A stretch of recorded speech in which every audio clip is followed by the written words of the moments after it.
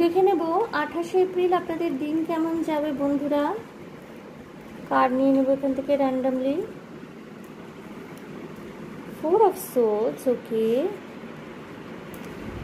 3 of Pentacles,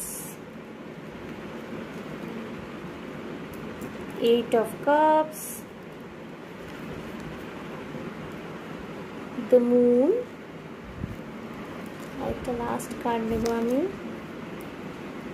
page of wands. ওকে বন্ধুরা, আগামীকাল সোমবার, তো সপ্তাহের শুরুতে না একটু লেদ লাগবে, একটু লেথার্জি ফিল হতে পারে আপনাদের, ঠিক আছে?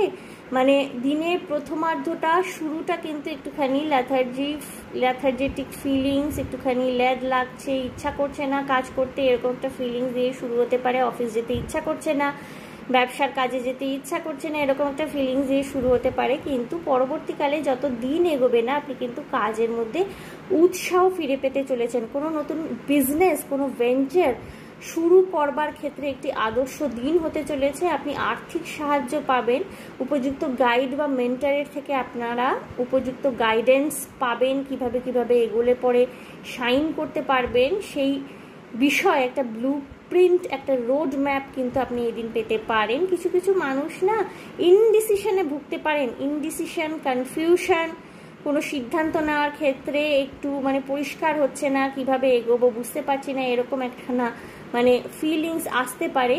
কিন্তু নিজের ইনটিউশনের সাথে না এই দিন আপনারা কানেক্ট করতে পারবেন, নিজের অন্তর্দৃষ্টি, অন্তর্মনের সাথে ভীষণভাবে কানেক্ট করতে পারবেন, এবং সেটাই কিন্তু আপনার পথপ্রদর্শক হয়ে উঠতে চলেছে। সুতরাং বন্ধুরা, অল ওভার কিন্তু একটি খুব ফ্রুটফুল ডে হতে চলেছে আগামীকালের দিনটি আপনাদের জন্য।